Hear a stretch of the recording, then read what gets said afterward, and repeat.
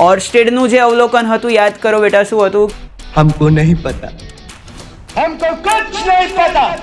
Sir ये चुंबकीय सोय क्या होता है? होका यंत्र, कंपास, नानो चुंबक। હવે જો એક જ મિનિટમાં સમજ પાડ દો. જો આપણે વર્તુળને સ્પર્શક દોર્યો તો સ્પર્શક તો બે દિશામાં દોરાય છે. बात तो सही है। ભાઈ આયા હે, બતા કે ही जाएगा.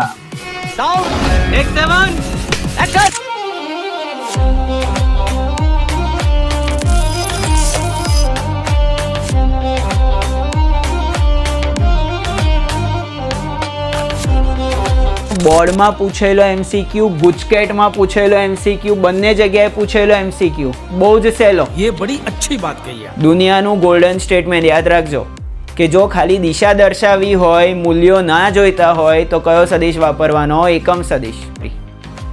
અહીંયા સુધી કોઈ ડાઉટ? નો ડાઉટ્સ.